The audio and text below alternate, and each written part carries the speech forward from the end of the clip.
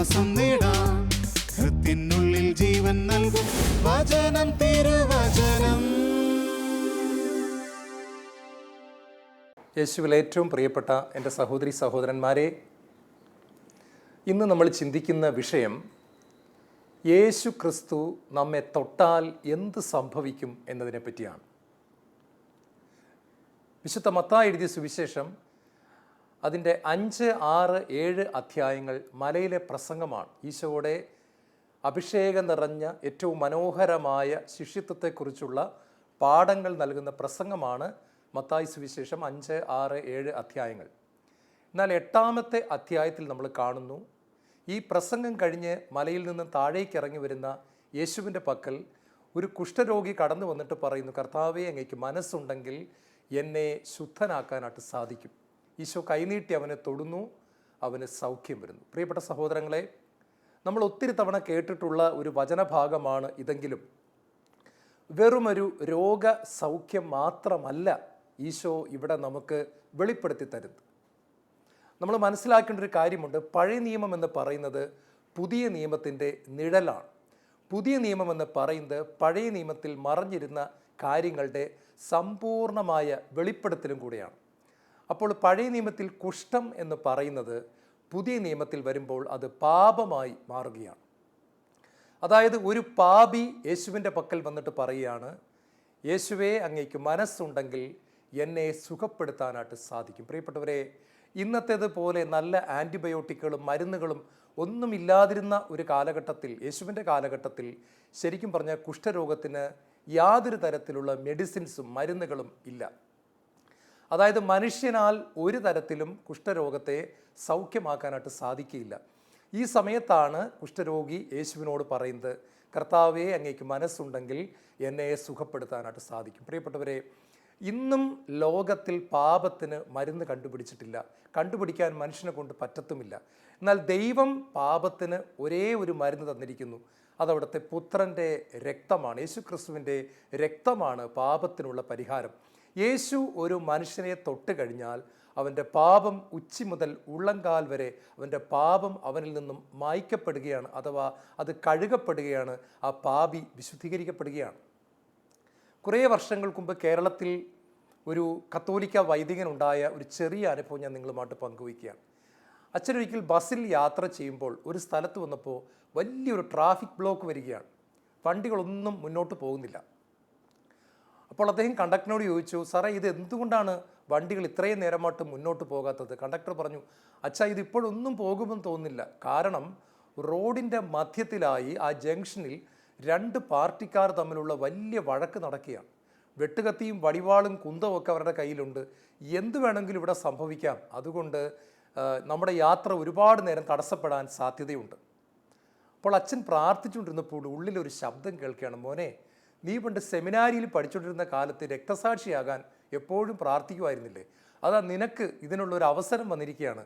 നിൻ്റെ പ്രാർത്ഥനയ്ക്ക് ഞാൻ മറുപടി തരാൻ പോവുകയാണ്. നീ വേഗം ഈ ബസ്സിൽ നിന്നിറങ്ങി ആ ജംഗ്ഷനിലോട്ട് കടന്നു ചെല്ലുക. നിനക്ക് രക്തസാക്ഷിയാകാനുള്ള ഒരു അവസരം ഞാൻ തരാൻ പോവുകയാണ്. ഇത് കേട്ടപ്പോൾ അച്ഛൻ പേടിച്ചു പോയെങ്കിലും അച്ഛൻ പറഞ്ഞു, കർത്താവ്, ശരി, അങ്ങനെ കൊല്ലുന്നെങ്കിൽ കൊല്ലട്ടെ, എനിക്കിച്ചിരി പേടിയുണ്ടെങ്കിലും ഞാൻ പോയേക്കാം. അങ്ങനെ അച്ഛൻ ബസ്സിൽ നിന്ന് ഇറങ്ങി ആ ജംഗ്ഷനിലേക്ക് ചെല്ലുകയാണ്. അവിടെ ചെന്നിട്ട് അച്ഛൻ ആ 2 ഗ്രൂപ്പിൻ്റെ നടുക്ക് നിന്നിട്ട് ഇങ്ങനെ പറഞ്ഞു, നിങ്ങൾ 1.5 മണിക്കൂർ നേരമായിട്ട് ആയിരക്കണക്കിന് യാത്രക്കാരെ കിലോമീറ്ററുകളോളം ബ്ലോക്ക് ചെയ്തിട്ടിട്ട് നിങ്ങൾ അങ്ങോട്ടും ഇങ്ങോട്ടും വെട്ടുമെന്നും പറഞ്ഞ് നിൽക്കുകയാണ്.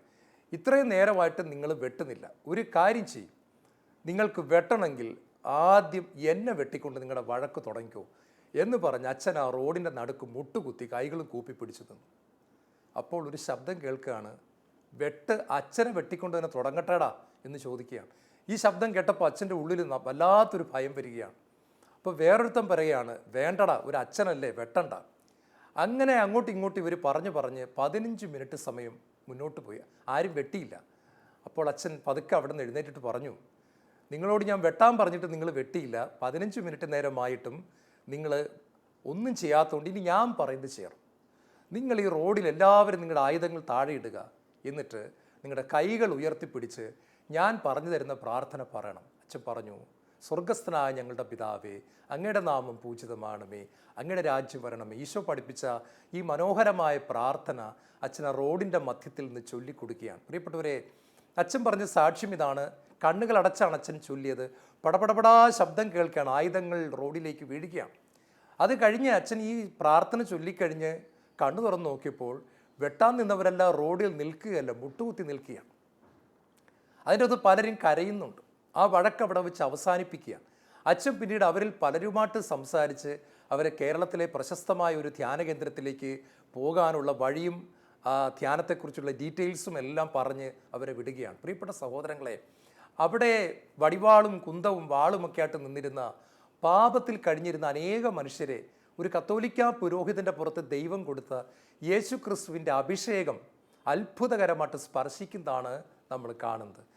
ഈശോ തൊട്ട് കഴിഞ്ഞാൽ സംഭവിക്കുന്ന അത്ഭുതകരമായ കാര്യം ഇതാണ്. കഴിഞ്ഞ 2000 വർഷങ്ങളായിട്ട് സഭയിൽ അനേക പാപികൾ, വലിയ വ്യഭിചാരികൾ, വലിയ കൊലപാതകികൾ, വലിയ തീവ്രവാദികൾ, സഭയ്ക്കെതിരെ പ്രവർത്തിച്ചവർ തുടങ്ങി ഈ കാലഘട്ടത്തിൽ പോലും സഭയ്ക്കെതിരെ പ്രവർത്തിക്കുന്നവർ ഈശോയുടെ ഒറ്റ സ്പർശനത്തിലൂടെ രൂപാന്തരപ്പെടുന്നതും മാനസാന്തരപ്പെടുന്നതും നമ്മൾ കാണുകയാണ്. ഞാൻ ശരിക്കും സഭയെ പീഡിപ്പിക്കുന്നവർക്ക് വേണ്ടി പ്രാർത്ഥിക്കണം എന്ന് പറയുന്ന അഭിപ്രായക്കാരനാണ്. കാരണം വിശുദ്ധ പൗലോസ് എന്ന് പറയുന്നത് വലിയൊരു തീവ്രവാദിയായിരുന്നു. 2000 വർഷങ്ങൾക്ക് മുമ്പ് ജീവിച്ചിരുന്ന വലിയൊരു തീവ്രവാദിയായിരുന്നു. സഭയെ പീഡിപ്പിക്കുകയും എല്ലാവിധ കൊലയ്ക്കും കൂട്ടുനിൽക്കുകയും ചെയ്ത ഒരു മത തീവ്രവാദി. ഈ മനുഷ്യനെ യേശു തൊട്ട് കഴിഞ്ഞപ്പോൾ സഭയ്ക്ക് വലിയൊരു വിശുദ്ധനെ കിട്ടുകയാണ്. നമ്മൾ ഈ കാലഘട്ടത്തിൽ തീവ്രവാദികളെ മുഴുവൻ നശിപ്പിക്കണമേ, കൊല്ലണമേ എന്നല്ല പ്രാർത്ഥിക്കേണ്ടത്. പകരം യേശു അവർക്ക് പ്രത്യക്ഷപ്പെടണമേ, യേശുവിൻ്റെ മഹത്വം അവർ കാണാനിടയാകട്ടെ. അങ്ങനെയായാൽ അവരെല്ലാം നാളെ തൊട്ട് സുവിശേഷം പ്രസംഗിക്കാൻ തുടങ്ങും. ഇതേ തീഷ്ണതയോടെ അവർ ദൈവത്തെക്കുറിച്ച് ശക്തമായിട്ട് സ്നേഹത്തിൻ്റെ ലാംഗ്വേജിൽ, സ്നേഹത്തിൻ്റെ ഭാഷയിൽ സുവിശേഷം പ്രസംഗിക്കാനായിട്ട് ആരംഭിക്കും.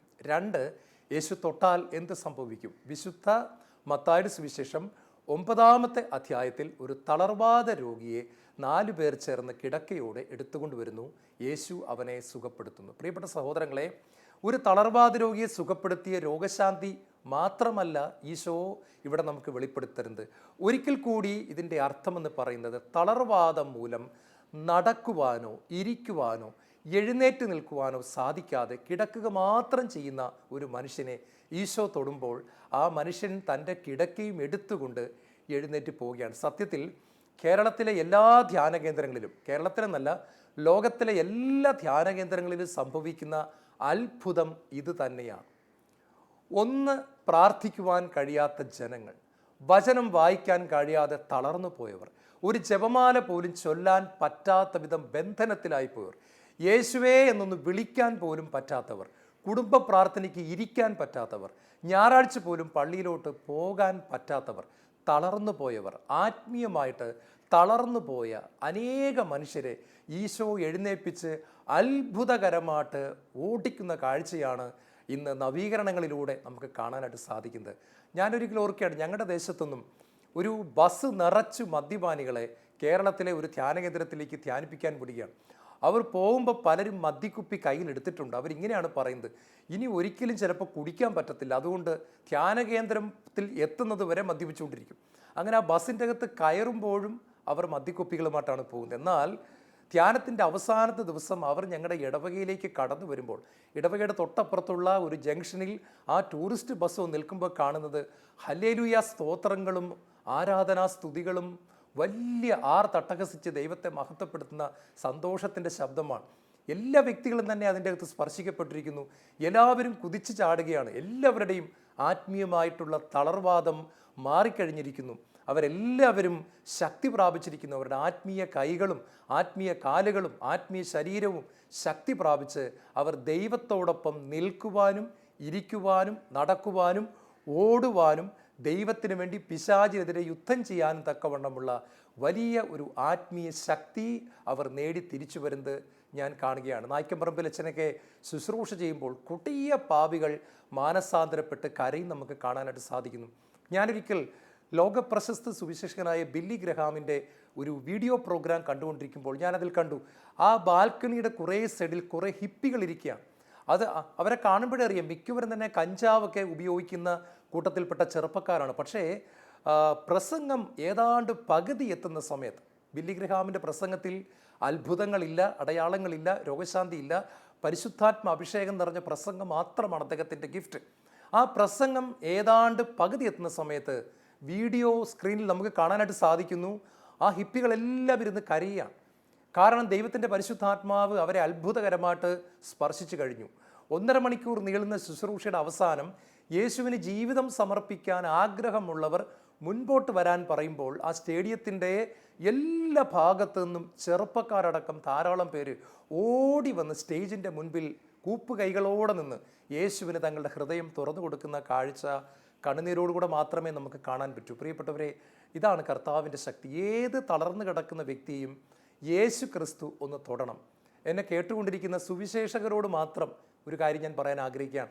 നമ്മുടെ ധ്യാനങ്ങളിൽ ഒരുപാട് പോയിന്റുകൾ പറഞ്ഞ് ആൾക്കാർക്ക് ഒരുപാട് അറിവ് കൊടുക്കുന്നതിന് പകരം നമ്മൾ പ്രാർത്ഥിക്കേണ്ടതാണ്, കർത്താവെ, എൻ്റെ പ്രസംഗങ്ങളോ എൻ്റെ പാട്ടുകളോ എൻ്റെ ഇവിടുത്തെ അടിപൊളി ബഹളങ്ങളോ ഒന്നുമല്ല, നിൻ്റെ കരം ഈ ജനത്തെ ഒന്ന് തൊട്ട് കഴിഞ്ഞാൽ അവർ മാനസാന്തരപ്പെടും എന്നുള്ള കാര്യം എനിക്കറിയാം. കർത്താവെ, നീ അവരെ തൊടണമേ എന്നുള്ളൊരു പ്രാർത്ഥനയോടുകൂടി നമ്മൾ ശുശ്രൂഷ ചെയ്യുമ്പോൾ ഈശോയുടെ കരം തീർച്ചയായിട്ടും അവരെ സ്പർശിക്കും. പ്രിയപ്പെട്ടവരെ, ശാലോം TV തുടങ്ങിയ കാലത്ത് ഞാൻ ഓർക്കുകയാണ്, ഒരുപാട് ആത്മഹത്യകൾ, ആൾക്കാർ രക്ഷപ്പെട്ട അനുഭവം ശാലോമിൽ പങ്കുവയ്ക്കപ്പെട്ടു. കാരണം ശാലോം TVയുടെ മുൻപിൽ മദ്യക്കുപ്പി അല്ലെങ്കിൽ അതിനകത്ത് വിഷം കലർത്തി മരിക്കാൻ വേണ്ടി തയ്യാറെടുത്തിരിക്കുന്ന ആളുകൾ ഈശോയുടെ സ്പർശനം ഒരു നിമിഷം TV-യിലൂടെ കടന്നു വരുമ്പോൾ അവർ പൂർണ്ണമായിട്ടും മാറുകയാണ്. അവരുടെ ജീവിതത്തിൻ്റെ ലക്ഷ്യം അവർക്ക് മനസ്സിലാകുന്നു.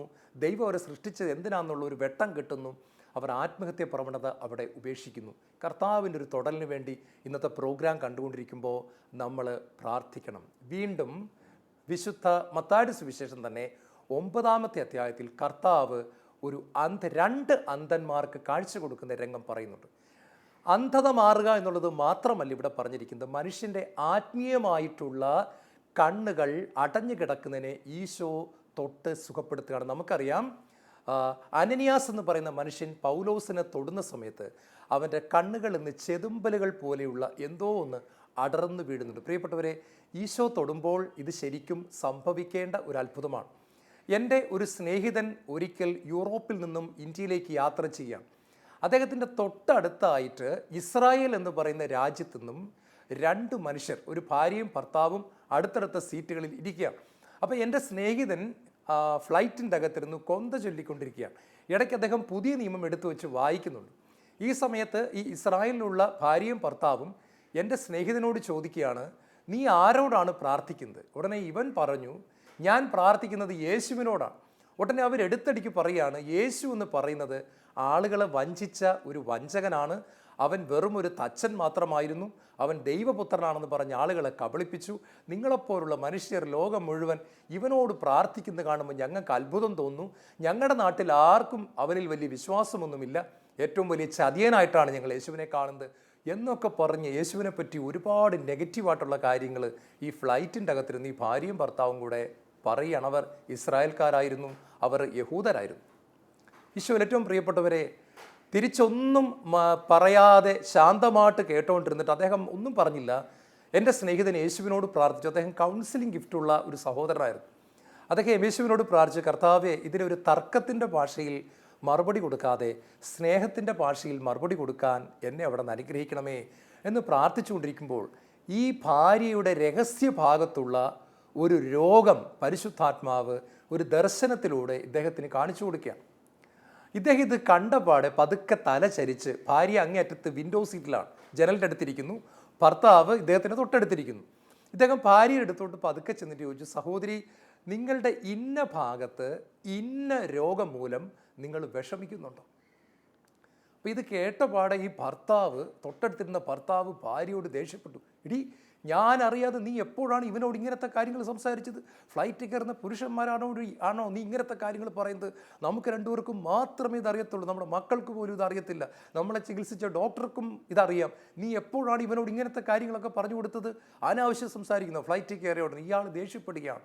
ഭാര്യ പറഞ്ഞു, ഒരുമാതിരത്തെ വർത്താനം പറഞ്ഞുണ്ടല്ലോ, ഞാൻ അയാളോട് മിണ്ടിയിട്ട് പോലുമില്ല, ഞാൻ ഇവിടെ നിന്ന് ചുമ്മാ ഉറക്കം പിടിച്ചിരിക്കുമ്പോൾ അയാൾ സംസാരിക്കുന്നത്. ഒടുവിൽ ആ ഭർത്താവ് എൻ്റെ സ്നേഹിതനോട് ചോദിച്ചു, സഹോദര, എൻ്റെ ഭാര്യയുടെ രഹസ്യ രോഗം നിങ്ങൾക്ക് എങ്ങനെയാണ് മനസ്സിലായത്? ഉടനെ എൻ്റെ സ്നേഹിതൻ പറഞ്ഞു, നിങ്ങൾ നേരത്തെ പുച്ഛിക്കുകയും പരിഹസിക്കുകയും ചെയ്ത യേശു ക്രിസ്തു ഞാൻ പ്രാർത്ഥിച്ചുകൊണ്ടിരുന്ന സമയത്ത് ഒരു ദർശനത്തിലൂടെ നിങ്ങളുടെ ഭാര്യയുടെ രോഗം എനിക്ക് കാണിച്ചു തരുമായിരുന്നു. ഇനി ഒരു 3 കാര്യം കൂടി എനിക്ക് നിങ്ങളെപ്പറ്റി പറയാനുണ്ട്. കർത്താവ് കാണിച്ചെന്താണ്, ഇതും കൂടെ പിടിച്ചോളാൻ പറഞ്ഞു. അദ്ദേഹം ദർശനത്തിൽ കണ്ട 3 കാര്യങ്ങൾ ഇവരുമായിട്ട് പങ്കുവയ്ക്കുകയാണ്. പ്രിയപ്പെട്ട സഹോദരങ്ങളെ, ദുബായ് എയർപോർട്ടിൽ വിമാനമിറങ്ങി താഴേക്ക് നടക്കുന്ന സമയത്ത്, സ്റ്റെപ്പ് ഇറങ്ങി താഴേക്ക് നടക്കുമ്പോൾ ഈ ഇസ്രായേൽക്കാരായ ഭാര്യയും ഭർത്താവും എൻ്റെ സ്നേഹിതൻ്റെ പുറകെ ഓടുകയാണ്. We want to know more about Jesus. യേശുവിനെ പറ്റി ഞങ്ങൾക്ക് കൂടുതലായിട്ട് അറിയണം. അങ്ങനെ ആളൊഴിഞ്ഞ ഒരു സ്ഥലത്ത് വന്ന് അവർ കസേരയിലിരുന്നു, ബൈബിൾ തുറന്നു. ഉൽപ്പത്തി മുതൽ വെളിപാട് വരെയുള്ള ഭാഗങ്ങൾ വളരെ ചുരുങ്ങിയ സമയം കൊണ്ട് വ്യാഖ്യാനിച്ചു കൊടുത്തുകൊണ്ട് യേശു ക്രിസ്തു ലോകരക്ഷകനാണ്, ദൈവപുത്രനാണ്, കുരിശിൽ മരിച്ചവനാണ്, ഉയർത്തെഴുന്നേറ്റ് ഇന്നും ജീവിക്കുന്നവനാണ്, ഇന്നും പ്രവർത്തിക്കുന്നവനാണ്, ഇന്നും സംസാരിക്കുന്നവനാണെന്നുള്ള വലിയ ബോധ്യം ആ ഇസ്രായേൽക്കാരായ ദമ്പതികൾക്ക് എൻ്റെ സ്നേഹിതൻ പകർന്നു കൊടുക്കുകയാണ്. പ്രിയപ്പെട്ടവരെ, എയർപോർട്ടിൽ മുട്ടുകുത്തി നിന്നുകൊണ്ട് അവർ യേശു ക്രിസ്തുവിനെ തങ്ങളുടെ ഹൃദയത്തിൻ്റെ കർത്താവും രക്ഷിതാവും നാഥനുമായിട്ട് സ്വീകരിക്കുകയാണ്. നമ്മൾ ഓർക്കേണ്ട ഒരു കാര്യമുണ്ട്, ഞാനും നിങ്ങളും പട്ടിയും പൂച്ചയും കുരങ്ങനും പശുവും ജീവിക്കുന്നത് പോലെ ജീവിക്കാൻ വേണ്ടി ദൈവത്താൽ സൃഷ്ടിക്കപ്പെട്ടവരല്ല. ഈ മൃഗങ്ങൾക്കൊന്നും തന്നെ ആത്മീയമായിട്ടുള്ള കണ്ണുകൾ ഇല്ല. നമുക്ക് ദൈവം ആത്മീയമായിട്ടുള്ള കണ്ണുകൾ കൂടി തന്നിരിക്കുന്നു. അതായത് ദൈവത്തിൻ്റെ സൗന്ദര്യം അനുഭവിക്കാൻ, ദൈവത്തെ രുചിച്ചറിയാൻ. ഞാൻ വെറും ദർശനം കാണുന്നതിനെ പറ്റി അല്ല ഇവിടെ പറയുന്നത്, പകരം ദൈവത്തെ രുചിച്ചറിയാൻ ഓരോ മനുഷ്യനും അവകാശമുണ്ട്. കാരണം എല്ലാ മനുഷ്യർക്കും വേണ്ടിയിട്ടാണ് യേശു ക്രിസ്തു കുരിശിൽ മരിച്ചത്. അതുകൊണ്ട് തന്നെ യേശുവിനെ അനുഭവിക്കാൻ എല്ലാ മനുഷ്യർക്കും അവകാശമുണ്ട്. പക്ഷെ നമ്മുടെ കണ്ണുകൾ പലപ്പോഴും മൂടപ്പെട്ട് കിടക്കുകയാണ്. പാപത്താലും ലോകത്താലും പല വിധത്തിലുള്ള കെട്ടുകളാലും നമുക്ക് ദൈവത്തെ അനുഭവിക്കാനായിട്ട് സാധിക്കുന്നില്ല. ഈ സമയത്താണ് അഭിഷേകമുള്ള ഒരു വചനപ്രഘോഷണം കടന്നു വരുന്നു, അല്ലെങ്കിൽ അഭിഷേകമുള്ള ഒരു ശുശ്രൂഷയെ നമ്മൾ പങ്കെടുക്കുന്നു, നല്ല പരിശുദ്ധാത്മ നിറവുള്ള ഒരു ഗാനം നമ്മൾ കേൾക്കുന്നു. ഈ സമയത്ത് നമ്മുടെ കണ്ണുകൾ തുറക്കപ്പെടുകയാണ്. ദൈവത്തിൻ്റെ സൗന്ദര്യം നമ്മൾ അനുഭവിക്കുന്നു. നമ്മൾ പോലും അറിയാതെ അവിടെ ഇരുന്ന് കരയുന്നു.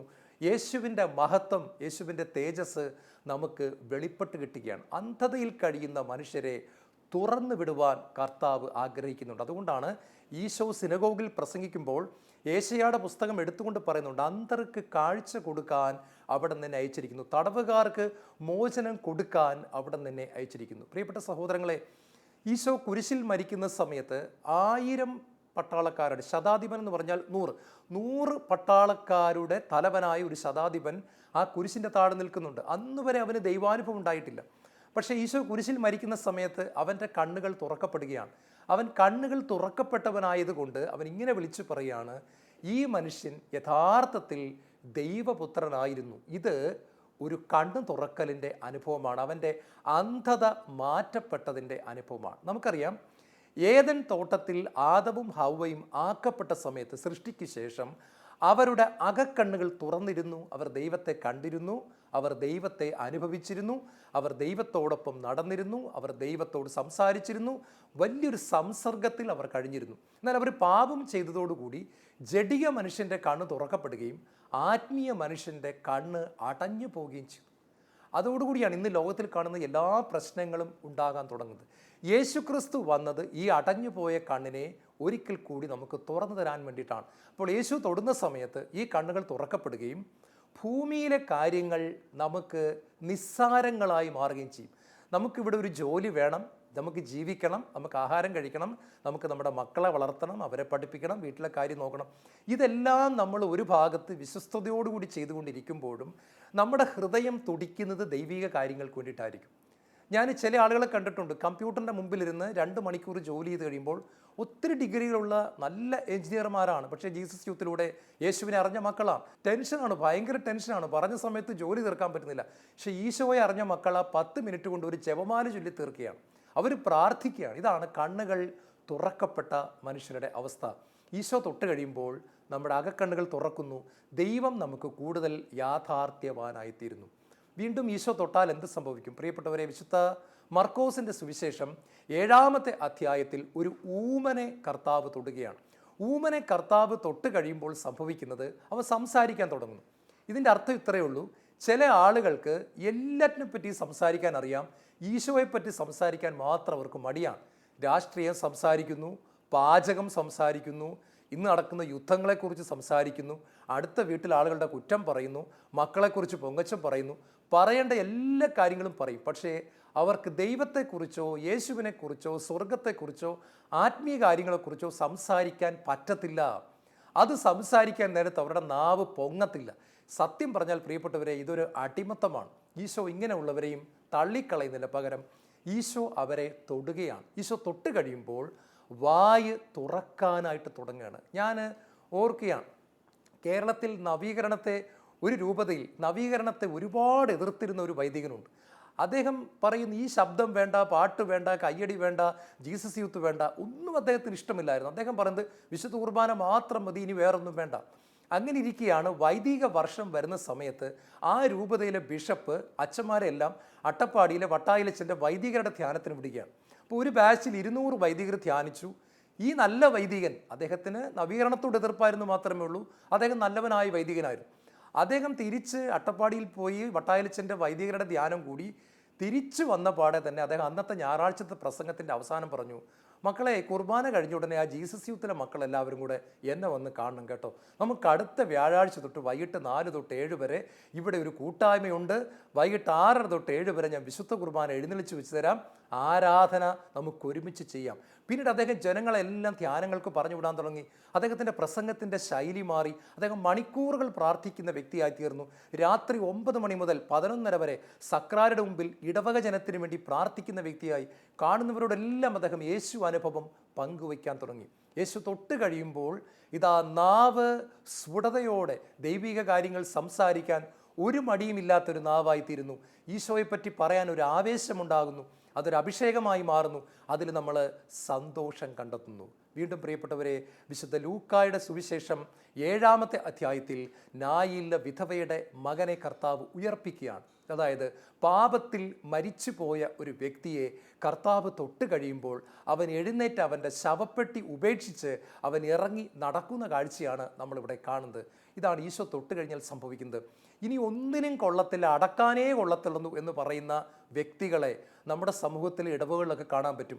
ആര് ധ്യാനിപ്പിച്ചാലും, ഫ്രാൻസിസ് മാർപ്പാപ്പ ധ്യാനിപ്പിച്ചാലും ഇവ മാനസാന്തരപ്പെടത്തില്ല എന്ന് ചില ആളുകളെ പറ്റി ജനങ്ങൾ പറയുന്നത് ഞാൻ കേട്ടിട്ടുണ്ട്. അത് വെറുതെയാണ്.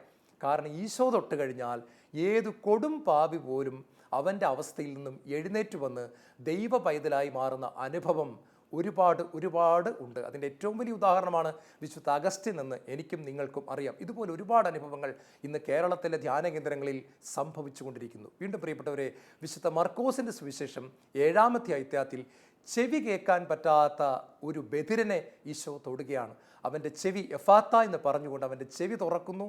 അവൻ വ്യക്തമായിട്ടെല്ലാം കേൾക്കുന്നു. ഇതിൻ്റെ അർത്ഥം ഇത്രയേ ഉള്ളൂ, ദൈവം തരുന്ന ബോധ്യങ്ങൾ ഒരു മനുഷ്യൻ തിരിച്ചറിയണമെന്ന് ദൈവം ആഗ്രഹിക്കുന്നുണ്ട്. നമ്മൾ പലപ്പോഴും യാത്രയിൽ വഴിതെറ്റിപ്പോകുന്നത് നമുക്ക് ഡയറക്ഷൻ കൃത്യമായിട്ട് കിട്ടാഞ്ഞിട്ടാണ്. ജീവിതയാത്രയിൽ നമ്മൾ പതറിപ്പോകുന്നത് ദൈവത്തിൻ്റെ ആ മൃദുല സ്വരം, ഉള്ളിലുള്ള സ്വരം തിരിച്ചറിയാൻ പറ്റാത്തത് കൊണ്ടാണ്. ഇത് നമ്മൾ ഈശോയിൽ വളരുന്നതനുസരിച്ച് അതിൻ്റെ ക്ലാരിറ്റി കൂടിക്കൂടി വരും. ഈശോ തൊട്ട് കഴിയുമ്പോൾ അവൻ്റെ കാതുകൾ തുറന്നു, അവനെല്ലാം കേട്ടു. ഈശോ നമ്മുടെ കാതുകളിൽ തൊട്ട് കഴിയുമ്പോൾ, നമ്മെ തൊട്ട് കഴിയുമ്പോൾ പരിശുദ്ധാത്മാവിൻ്റെ മൃദുല സ്വരം നമുക്ക് കേൾക്കാൻ സാധിക്കുന്നു. നമ്മൾ എല്ലാ വിധത്തിലും ഒരു ആത്മീയ മനുഷ്യനായി മാറുന്നു. ജഡിക മനുഷ്യൻ പതുക്കെ പതുക്കെ ഇല്ലാതാകുന്നു. ആത്മീയ മനുഷ്യൻ വളർന്ന് ശക്തി പ്രാപിക്കുന്നു. നല്ല കർത്താവേ, അങ്ങ് ഞങ്ങളെ ഓരോ ദിവസവും തൊടണമേ, അല്ല ഓരോ നിമിഷവും തൊടണമേ എന്ന് പ്രാർത്ഥിക്കുന്നു. നിങ്ങളുടെ കുടുംബ പ്രാർത്ഥനകളിൽ, വിശുദ്ധ കുർബാനയിൽ ഞങ്ങൾ ശ്രദ്ധിക്കാതിരിക്കുമ്പോഴും അങ്ങയുടെ സ്പർശനം ഞങ്ങൾക്കെന്നും അഭിഷേകമായി മാറട്ടെ. ഞങ്ങളുടെ കണ്ണുകളും കാതുകളും നാവും എല്ലാം തുറക്കപ്പെടട്ടെ. തളർന്നു കിടക്കുന്ന ഞങ്ങൾ എഴുന്നേറ്റോടട്ടെ. പാപത്തിൽ മരിച്ചവരായ ഞങ്ങൾ അഭിഷേകത്തിൽ ഉയർത്തെഴുന്നേൽക്കട്ടെ. യേശുവേ സ്തോത്രം, യേശുവേ നന്ദി, യേശുവേ ആരാധന.